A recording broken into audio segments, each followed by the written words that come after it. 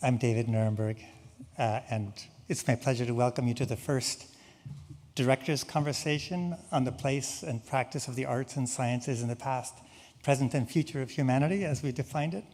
Our last series, so last year, actually concluded with Joyce DiDonato, who not only rashly promised to return, I think lured by our Lindenbaum out front, but also divulged, and Kevin, I'm sorry if this was a secret, but she did divulge that she was ravished by a project that Kevin Putz had proposed to her and to the string trio Time for Three for a song cycle based on the poetry of Emily Dickinson. So, being the impresario that I have to be, I thought if I can pull off a series, beginning this series of conversations by bringing the co-conspirators to the Institute to workshop their project, then we would get to have a conversation about it here. And in fact, Time for Three has just left us, but the composer, the singer, and the trio have been working for the past 2 or 3 days here on the stage, co-creating, working with the score and creating the cycle. I did try to bring Emily Dickinson too, but I couldn't get in touch with her agent, so she's going to be represented here only by her poetry. Now, given the illustrious career of our guests, I'm going to make a virtue out of necessity, and I'm going to give only the briefest of introductions, but your programs have fuller ones, and you can always read them after the conversation. Joyce DiDonato is, as the New Yorker put it, perhaps the most potent female singer of her generation. And every time I see that sentence, I'm outraged by the power or the misuse of the word perhaps. Kevin Putz is one of our most exciting composers, gaining international acclaim for what the New York Times, I only cite New York media, what the New York Times called his lush and propulsive music. And Grammy and Emmy-winning ensemble Time for Three, who aren't with us, as I said, defy convention with genre-bending excellence and what the Wall Street Journal calls, I just screwed it up. They're not in New York, or maybe they are, virtuosic precision. Of course, Emily Dickinson, 1830 to 1886, was the first woman poet from the United States to enter the English literary canon with roughly 1,800 poems whose wit, grief, hope, despair, artistry continue to shape how their readers appreciate or experience language, emotion, humanity. So rather than say more, I'm going to refer you again to your programs. And instead of my words about these artists, I'm going to offer you a brief taste of previous collaborations that they've had. So first, between Kevin and Joyce, and another great writer, in this case, Joyce singing the role of Virginia Woolf at the Met in Kevin's opera, The Hours, followed by an excerpt from Codes, the second movement of Contact, Kevin's concerto written for and performed by Time for Three.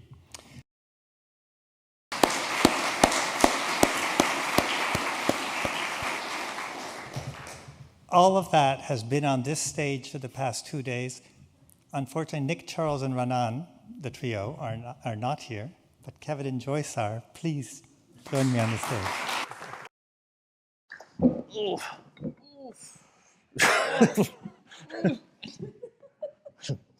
They've been working very hard, so all of it is well-earned.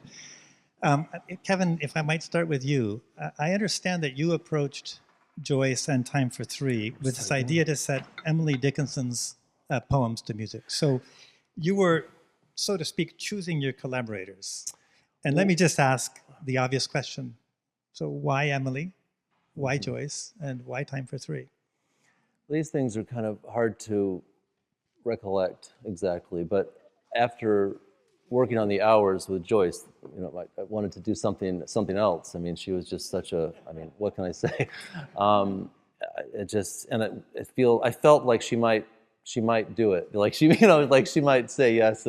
And so, I kind of said, well, how about like another opera, Would you like, if the Met commissioned another opera, would you be in there? She said, And I said, And there's another thing. There's this amazing trio that I've written a concerto for. They're just so dynamic, and I just have a feeling the four of you, the energy would be really good. And I showed her a video on my phone. She's like, that, I want to do that.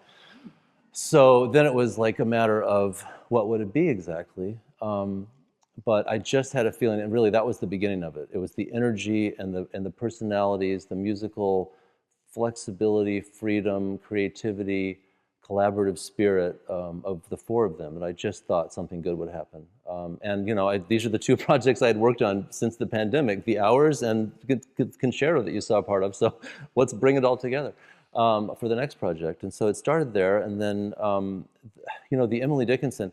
That's another thing. I wrote this song cycle about Georgia O'Keeffe, and based on her letters, and I can't remember exactly the moment when I found that actually Georgia O'Keeffe was quite articulate in her letters and poetic, but I can't remember exactly how that happened. It just sort of began. And I think with this, though, I think this is what Joyce and I remember as the beginning, was a poem by Dickinson called "They Tried to Shut Me Up in Prose."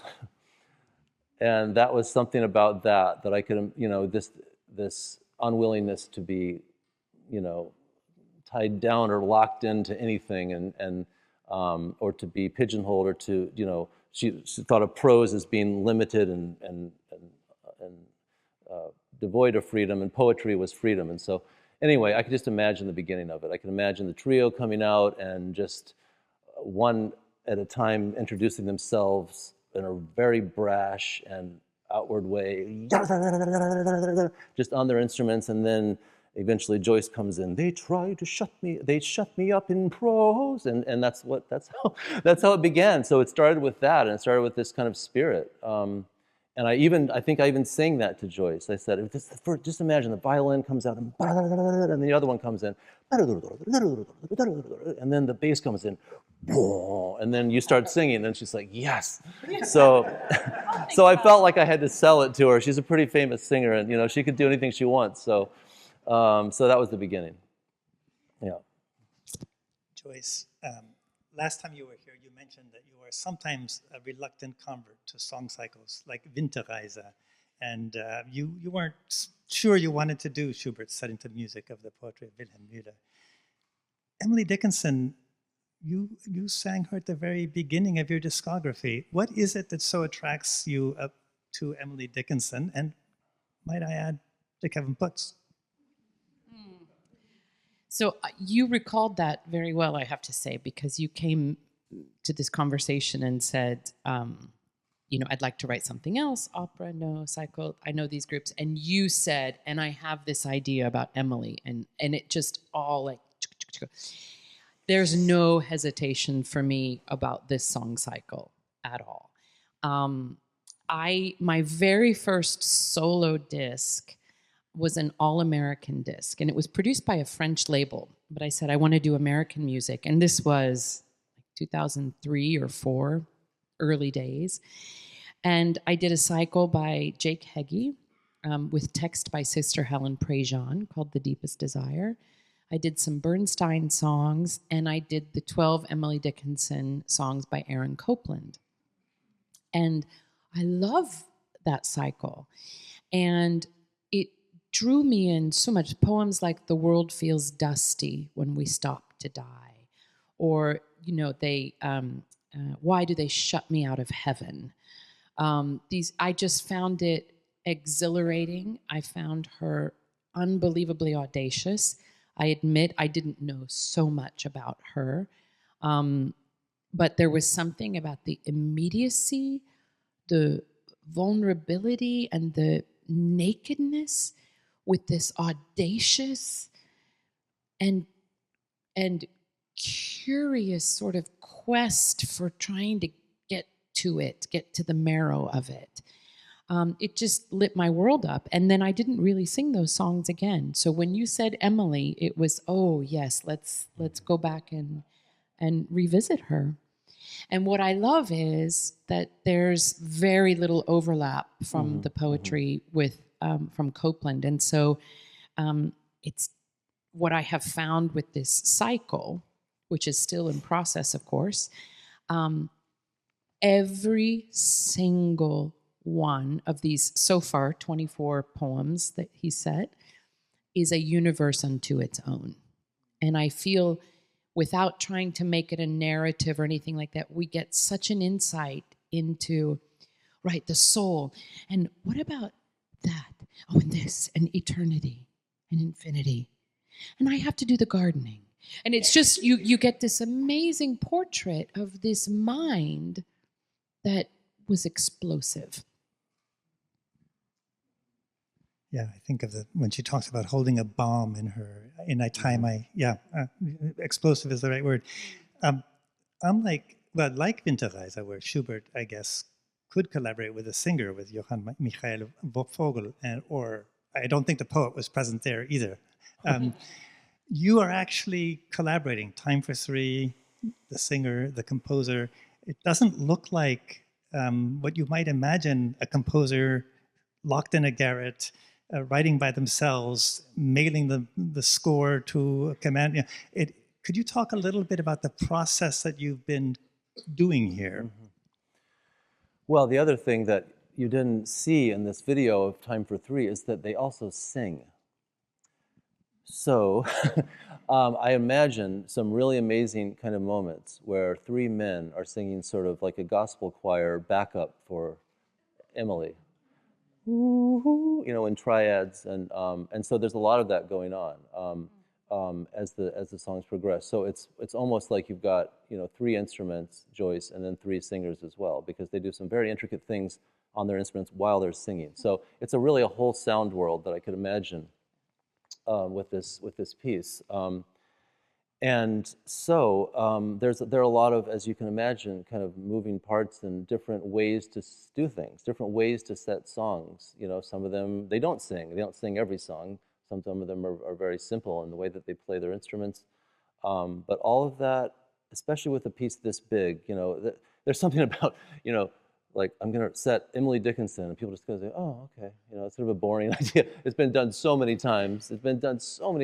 But it's, for me, you know, I just feel like I can bring something different to it. And like you said, try and reflect the kind of universe of her mind, which was so varied in its expression and the subject matter. Going from poem to poem, we're not sure exactly the sequence in which she wrote these poems, but it is, like you said, like this, and then there's this world, And so what we've done over the last couple of days, after having had a workshop in the spring where nothing was in order, where there were 20-something songs all out of order, I had no idea the order they'd be in, which is not the way I tend to work. I like to know the exact order, sequence of things. When I wrote the hours, it was from measure 1 to measure 3,562 or whatever. But with this is what we did. We determined from yesterday till Saturday night to today, the order of this piece. What is the audience going to experience from this song to that song to that song? Now, do we need a little breather between the next song? And what should the nature of the next song be? And so that's what we worked on, really, the order of this entire arc, the narrative arc of this really massive piece. It's going to be an hour and 5 or so minutes, 10 minutes without a break. Really, it's a huge statement. One of the biggest things I've done for sure that isn't an opera. So what else did we do in terms of the creative process? What I will say too, and this is, you asked also why Kevin, and this is a big thing, is Kevin is a composer that leaves so much space for input and for collaboration, which I have always thought is what makes the best art. Even if we're doing Marriage of Figaro, if there's a conductor that arrives and say, show me your tempo, what works for you, even though they might have a different idea, the favorite conductors I've worked with is like, no, the right tempo is where you sound the best, within certain limits, you know, of course. But it's incredible to have great artists on the stage, and the writer, the composer goes, show me what you guys want to do here. I was thinking this. And you'll have the guys go, hey, Kevin, can I just try this? Like, what if I do pizzicato here? And he had maybe had it bowed, and he hears it, and he goes, oh, wow, that's great. And then the first violin goes, oh, that means I could do this. And then but I could also then elevate it this way. Or, hey, Kevin, what if we repeat that? He goes, nope, I like it this way. Okay, perfect. But so you have such a clear idea, and the skeleton that you've given us is amazing, but you invite this idea of maybe there's something else or something else I hadn't thought of.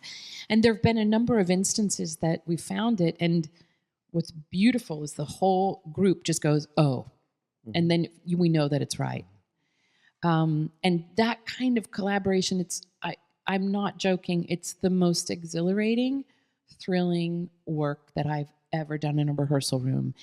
And we have big plans, we'll record it.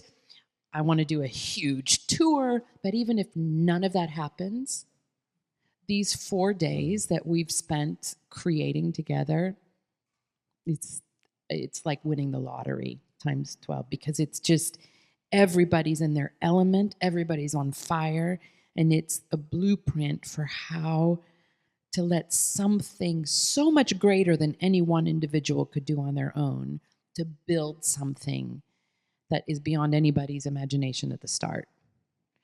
But we started with good material. What you give us at the start is unbelievable. Thank you. And also Emily. Pretty good. I can witness that it's not only, everything you just said is true, it's also inspirational to anyone watching. So I'm a lonely historian, but I left this room, as I said to you the other day, thinking, how can our collaborations be filled with that kind of, Plato would call it eros, right? This kind of magic between people. So it's now, if I could just shift and before we get to actually specific examples of how you've thought about this poetry, I wanted to just one last question. Emily Dickinson, she's not here. You have worked with librettists who are present and in the flesh, but she's not. And she wrote a lot about the relationship of poetry to prose, also poetry to music. And she saw these often as in some form of competition. There's operas about that, Capriccio, for example. There are entire operas about this. So often enough in the making of music, there's actually a writer collaborating, like Greg Pierce in the Hours.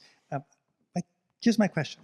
How would this collaboration be different if Emily Dickinson were working with you? Well, she probably wouldn't be in the room with us. Well, Right, yeah, she would be calling up the stairs, she's up there, she's up there. Yeah, yeah. I guess given that she's absent, we'll grant that, except through her text. What responsibility do you feel to her intention? I have to say, I understand. Yeah, it's partly selfish on my part because when I do these pieces, it's just a trip for me because I feel like the more I work on it, it's one thing if you do like 4 or 5 songs. Oh, nice group of songs. When we go this deep, you really feel, I'm not this kind of person that would normally say these kinds of things, but I really feel like she's in the room and in a very time travel-y kind of way. And that is, that when you get this close to and mine everything you can out of not just the meaning of the poems, but every word, even one word moving to the next word, the next line, the sort of the dash against the word, as she always was doing in a very, I don't know, it seems an anxious way to me. There's a sense of just feeling close to the writer in a way. And I went to visit her house in Amherst, and I felt I felt like I knew this person. I was shaking the whole time. It was quite an amazing experience. And there was like a doll, there was like a mannequin that she had one of her dresses was on it without a head. And I was kind of like, I don't know, it was like, it was weird. It was really weird, And she was only 5'2". I was like, what, isn't she like a giant? She's a giant creator. How could she be so... So anyway, but I think as far as getting back to your actual question, how I don't know exactly if she would approve or disapprove. I mean, I've heard poets that say, listening to my music, listening to my poetry set to music, it's like walking in molasses. It takes so long to get through. They imagine the rhythm and and then it's like this song takes so long. So I don't know how flexible, how I get the sense she might not be all that open to it. So I don't know how I feel about that exactly, except that I feel like, who am I? I'm this little dude, and she's this, legend that her poetry. I'm not gonna, tarnish the perception or the feeling about it in any way. It doesn't, at this point. So many composers have said. How many settings did you say? About 3,000, but 3,000. none of them So, like you've done. well, I appreciate that. Yeah, that's a good question, though. What would be like, would she say, just don't do it at all? Or would she say, oh, you know what, you should repeat this line? Or, I don't know. It'd be interesting. But because there are repetitions of lines, right? When we think it needs it musically.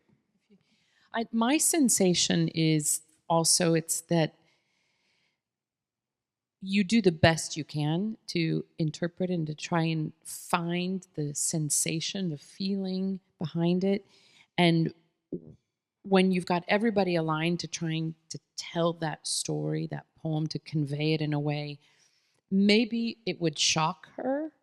Maybe she would have a sort of a real reaction against it. Maybe she would find more in it than she even knew was there. You just have to kind of go in with the best of intention, I think, with a kind of purity of intention, and then present it, even though there's many of the songs in particular, there's a very strong point of view, which I think matches the point of view of her poetry. Some of it is very strong, and some of it is like you can't quite find it. And I think you've captured the mood of each of these universes. I think part of our job as performers is to then present this with enough space that the audience can also enter, and the audience has some space to decide how they feel. That's what you do when you read a poem, is you interact with it and communicate with it as you're reading, and it evokes certain things for you. So we're adding another layer of music, of singing, of instruments, but in a way that also has enough space that still the receiver gets to have a voice in it as well. It's a little like when we spoke in a previous conversation about how you, as an opera singer who also sing many pieces from them or from the earlier part of the repertoire, animate that canon for the present. That how you feed the past with the blood of the present, and it's just as important for poetry. And I think that's one of the things that this music will achieve. So, generally, if there's a gun on the stage, it's going to be used before the end of the play. There is a piano here, so just in case. Just in case. We're not going to do. Don't get it too excited. But we can talk about, and we have some poetry. We can talk about it. Maybe I'll go just over there so I can start practicing. No, maybe we could talk about how you've been thinking about "They Shut Me Up in Prose," which is yeah. You mentioned it earlier, and there you can read it. You can read the first one. It's somebody else can analyze it. I'm not going to try. No, but I mean, it's just about not being shut up. They put him in a closet because they like to still. I know that just set up the whole cycle for me. That she won't be contained. I mean, it's not a simple interpretation because she did want to be alone a lot of the time, but apparently she was quite social at other times too. So it wasn't. But she I mean, for a lot of her life, she was very much just worked in her room and didn't really leave the house much. But for me, it's more about just putting her in a box as a woman or as anything. I mean, as a maybe even as a religious person. I mean, just that she wouldn't be confined. And so I mean, this is where I thought of this, something that's totally idiomatic on a string instrument, but cannot be played on the piano. But I mean, it starts with this, you can imagine. And the second violin comes in.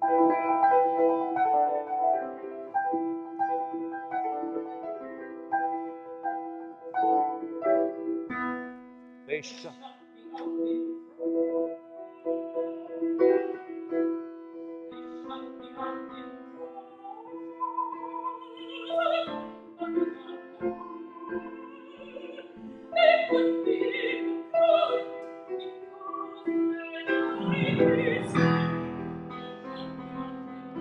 that's where the guys come in. They shut me up, they shut me up, they shut me. So that's the beginning, that's the first one. Yeah.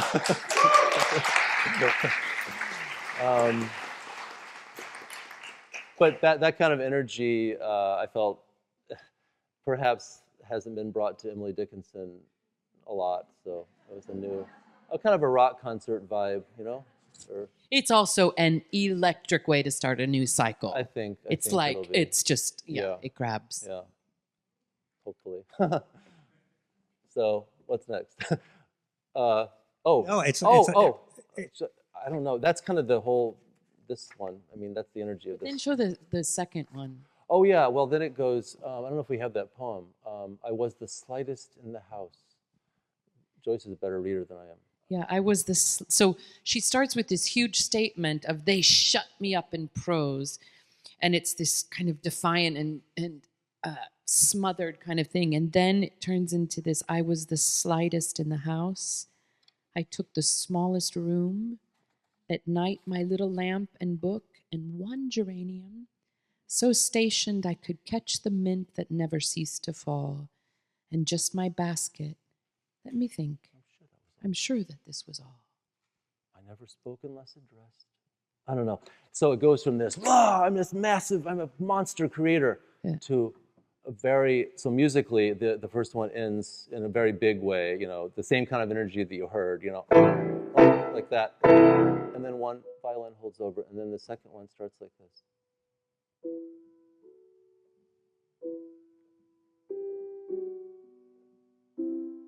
It's a single violin playing.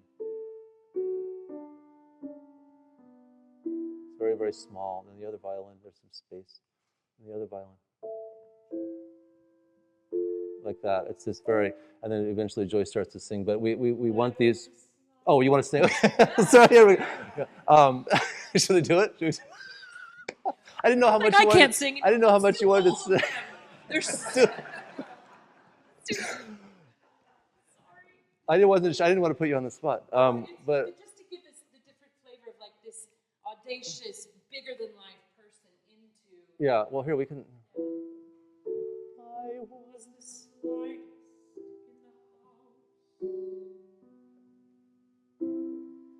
I took the smallest room.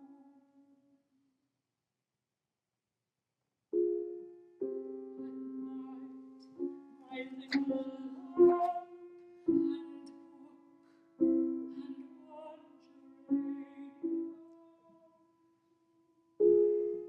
So stationed I could catch the wind that never ceased to fall.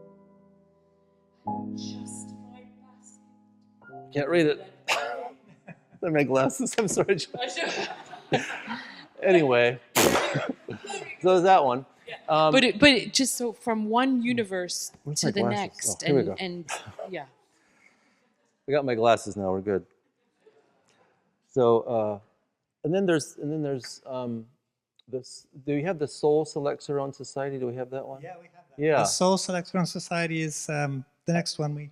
I think here we go. I love that. I mean, this is just about you choose your society is whatever you make it. Your people or whoever you make it. The soul shuts the door to her divine majority, present no more. Unmoved, she notes the chariots pausing and an emperor kneeling upon her mat. Whatever, it doesn't matter. I've known her from an ample nation.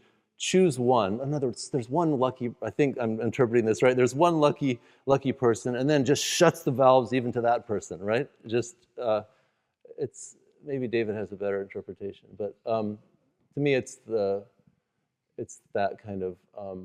If I want to be alone, then I'm alone, and I'm going to be careful about who I choose to be my subjects.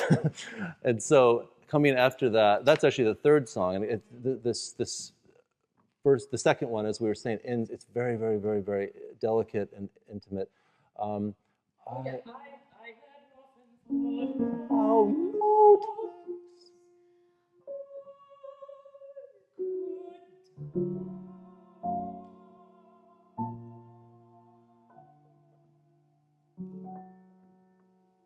and then the next one starts like this.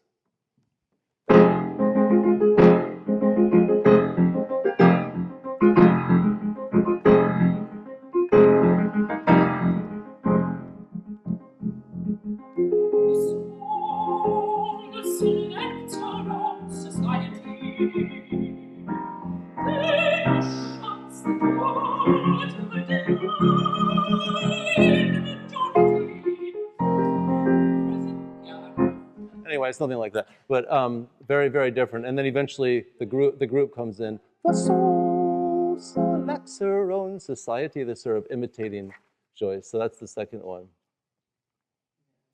And I mean, again, it's the kind of nature of the first one. You know, just her just fearless, audacity and just unwillingness to be anything that anybody wants her to be except who she is, which I think is the most powerful sort of aspect of her nature. And then what else do we have queued up here?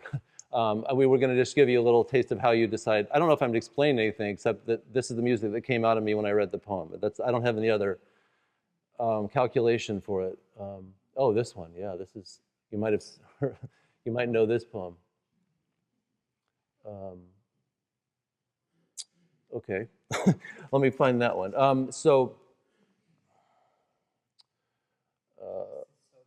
Okay, hope so. So this begins with, it works very well on the bass and the viola. They're able to, on the open strings of their instruments, they can do this.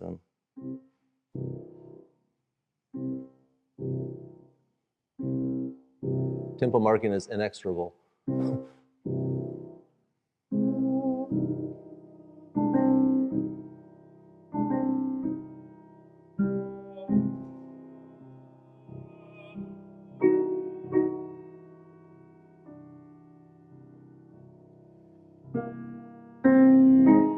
It's all right.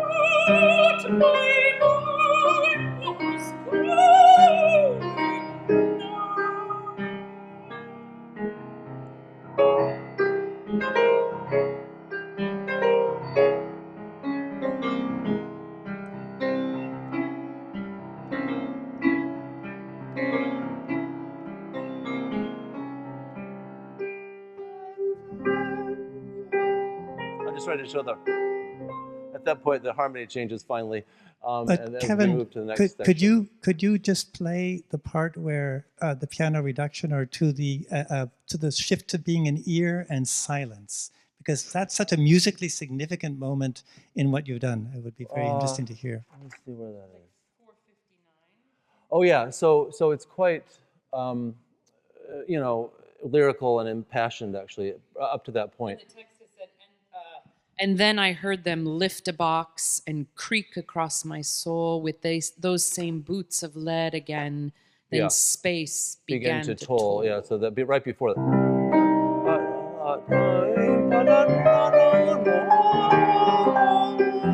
And then this is.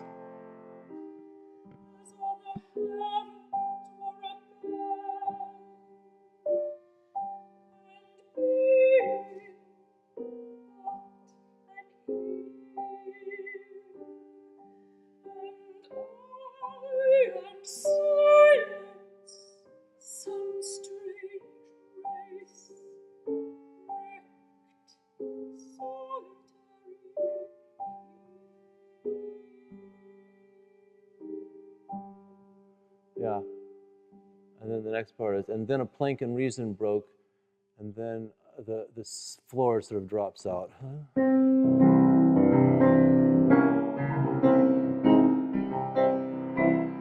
it opens up like that. Oh, that's that one. Yeah.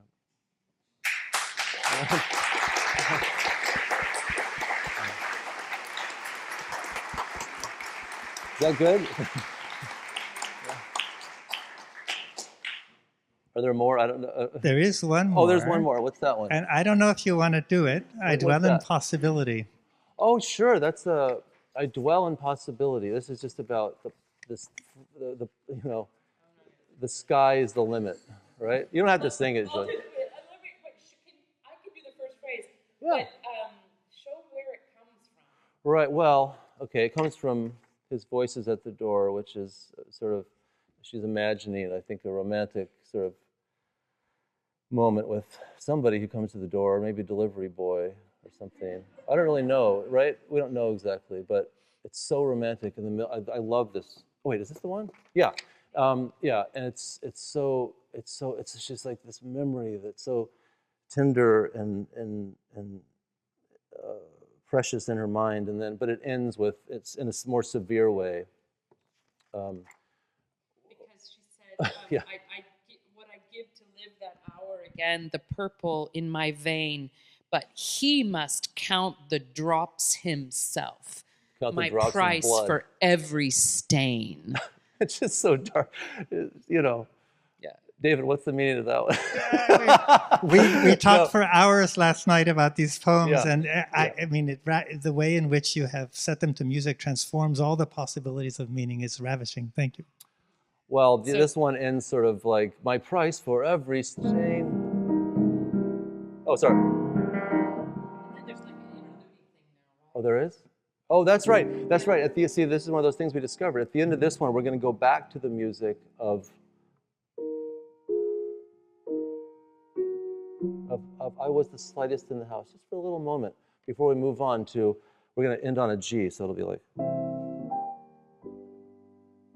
something like that. And then Joyce will,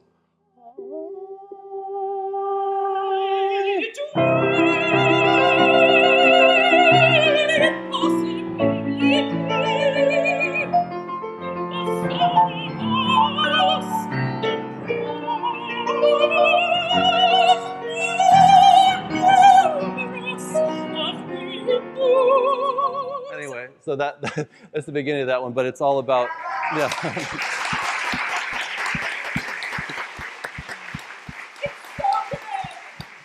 So, just a little about the language of that it begins in C major, which is not the most original thing in the world, but and it's always moving to a different key that you don't expect, because there's always possibility around every corner, and you can never underestimate anything. So.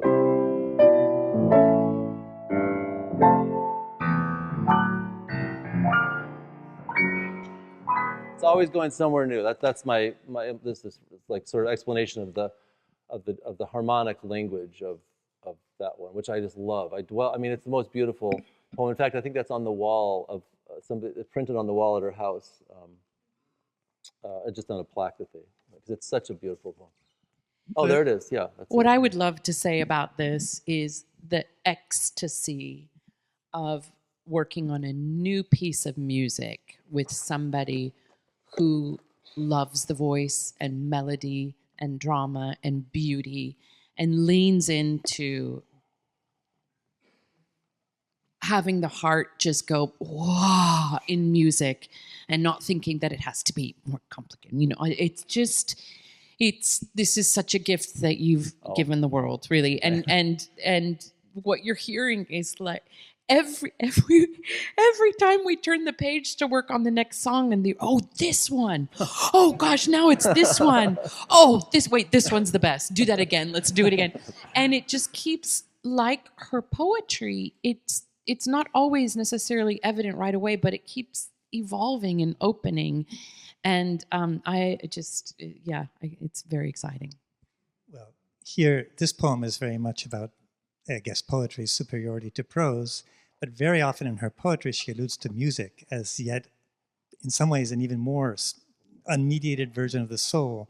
Hope is a many-feathered thing, Yeah. split the lark, many, many places. So you're bringing to her almost from yet another horizon that she often yearned for. We have time for a few questions. Now, if you could just please raise your hand if you have a question for Joyce or Kevin, and then a representative from our events team will bring you a microphone. When you receive your microphone, introduce yourself, please, name and affiliation with the Institute before you ask your question. And that's it. Thank you. My question for the composer, do you have a stringed instrument background? Because I'm also a violinist, when you held up your hand and you started doing what the violin does, do you have in your background of music training? Yeah, No. I do not. No, Okay. no. And I'm a pianist. Okay. At least I used to be. I don't practice a whole lot now, but I love string. I think strings and voice because there's the most flexibility. It is. You can on the piano once you hit a note. That's it. The note is. I mean, whatever you did with it, that's what's going to happen to it. Really wonderful string players we have in Time for Three, or incredible artists like Joyce can do. The color of a note can change 6 times in the course of it, and so I love it. And so I love string instruments. I love the sense of the down bows and up bows are almost like inhaling and exhaling. The whole part of it for me is so. And I also, there's kind of an experiment. Because I don't play it, I love to do something that works really well on it. It's like a little experiment. Like, oh, that works. Like, that they're doing it. It works, you know. So there's part of that like, experimentation that I think has drawn me to instruments that I can't even imagine playing, actually. My wife is a violinist. My son is a young cellist. And I don't know how they do it. It seems so impossible to me to do it well, anyway. So. What I'm witnessing, if I may say, as between what you and Time for Three have established, because they've been playing his concerto, you know, all over the world, so they know him so well, and you know them so well. There are effects, maybe isn't the right word, but there are effects and colors and things that are shocking, things I've never heard before, and they go there. Let's try this. They're experimenting. And they can unfurl the most beautiful, extraordinary lyrical phrase and be incredibly virtuosic. And then they can sound, it doesn't sound like violin, what the sounds they create. So it means there's so much potential for different colors and different effects. That's the thing, especially with a piece like this, you know, that's so big, you know, we need variety. You know, you can't just do the same kind of string playing, the same kinds of textures for over an hour. You know, it's got to. And they're so open to all those color possibilities. So, yeah, thank you for the question. This is the most enchanting, beguiling, welcoming evening I can imagine. And I have 2 quick questions. One, out of these 1,800 poems, how did you pick the 24?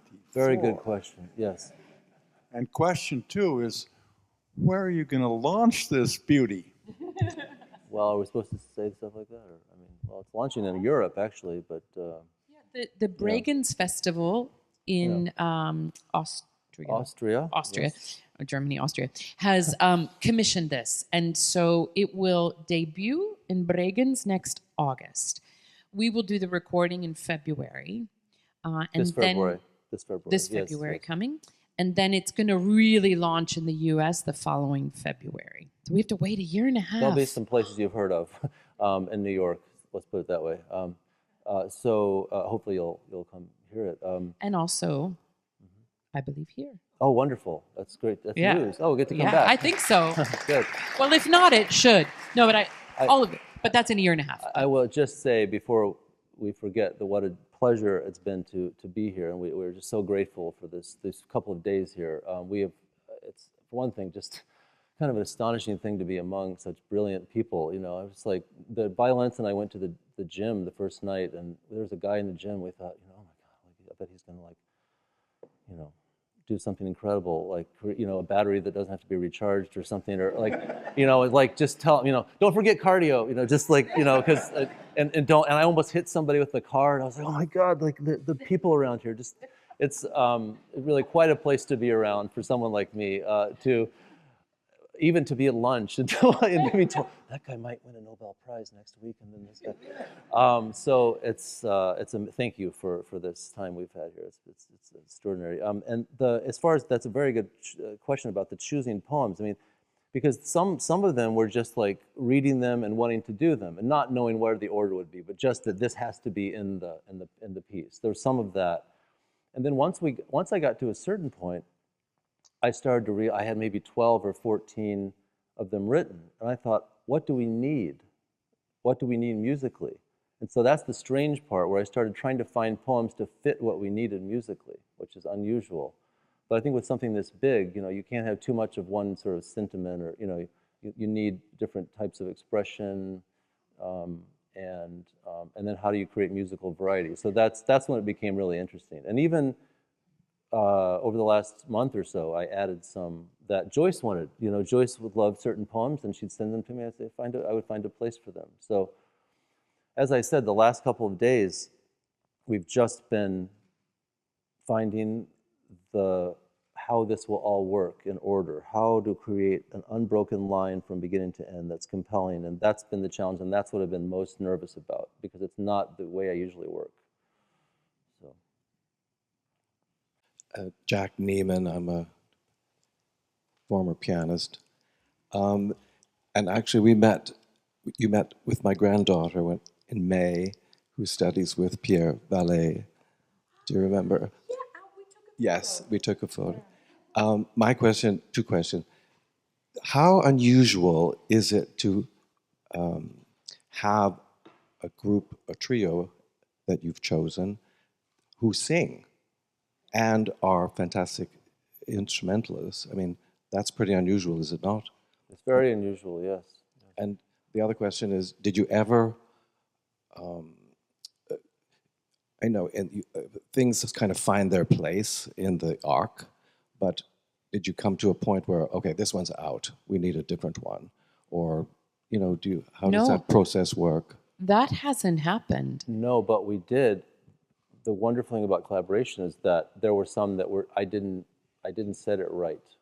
But we wanted the poem, and that's where you trust your collaborators to tell you, that this is not quite right. We did a couple of. You just had to rework. You had there was the right feeling, but it didn't. Yeah. So many of these, from the first bars, it just went, oh, and we all went, that's amazing. So many, we knew it. And then there were a few that was like, we're not quite, well, let's try it again. Let's do that. And it didn't. And then you said, let me work on that. Mm-hmm. There was one in particular that is so extraordinary. Nothing that I know exists like it. And it was one of these, it's a short poem. And you were very true to the pacing of it, and it was over so quickly, and we were like, no, wait, we have to stay there. We have to, no. And we just looked at it again for the first time today, and what you did masterfully is it still has that feeling of it being gone too soon, which I think it needs, but you let us sit in it just a little bit longer so that we can live it a little bit longer. But some of what we've talked about is maybe this needs to be repeated, because some of the poetry is quite dense and it's a lot to absorb. And if we have a repetition, it makes us feel, okay, I know where I am. But it's there hasn't been anything that we went, nope. The opposite, actually. They all feel right. Some of the repetitions really give you a whole new sense of the meaning of the poetry. There are lines in, for example, I Felt a Funeral in My Brain, that the first edition of Emily Dickinson's poetry refused to print. And in the setting, those lines get repeated. You're forced to attend to them. I really think that what you're doing is going to change how people in our generation experience some of these poems. I know that you have transformed the Wolfensohn stage. And I guess that's my way of saying that we have pretty much run out of time. It's okay. We'll take one more question. We're having fun. We thought we were tired, but we're not tired now. Name is Mary Bucher. I'd like to thank you both for your wonderful talent and sharing it as you have done. and lover of opera, so I wanted to be here. My question is, what criteria did you use to decide which poem would follow which poem? Different criteria. Sometimes it was musical. Either there's a stark difference from one to the next, or there's a similarity where we could a seamless kind of move from one song to the next. Sometimes there was a little grouping that would be about a similar subject, about death or something more positive, hope, so sometimes about the meaning of the poetry, but usually the musical reactions to them would be in line with the meanings of the poetry, and so I would say, I think mainly though, kind of musically. At first we were really, I was a little hesitant to make decisions on those grounds, because shouldn't there be some kind of form to this whole thing? Like, shouldn't the first third be about this, and then the second third be about this? And then we just decided, well, that's not Emily Dickinson at all. That's not her poems. That's not the way she wrote poetry. She didn't write a set of 6 poems for some, publication, or, she just wrote whatever she wanted to write from day to day, I think. It just seems to be the case. So I think we stopped caring about that and just trying to make it work musically, The 2 pillars where you knew what it started with. Yeah, I They knew what shut it me started up in with, prose. yes. And then he played, a year ago or so, played some of the pieces, and there was one, and I was like, oh, that's like the rock anthem. That's how we should end it. And the poetry is, no prisoner be, if liberty herself abide in thee. I thought, well, what a great message to send people home with. And so you knew that those were the bookends. But that was of you. it. That was you. That was not the plan. And I was going to end it, and I really fades out. We do not fade out. Let's put it that way. It's quite a thing at the end. But yeah, that's the thing. That's the amazing thing about collaboration. That as soon as you said that, I was like, oh, yeah, that's amazing. That's the way to do this. To end on an upbeat. And then that's our title, Emily, No Prisoner Be. I still think it should be just No Prisoner Be, but we want to keep Emily in it because then people know what it's about. But anyway, so that's... She deserves to be there. Yeah. Yeah. No, yeah. So that was the bonus question. Oh, okay. And I think you will all agree with me that we have been party to something extraordinary. Thank you. I appreciate it. Thank you.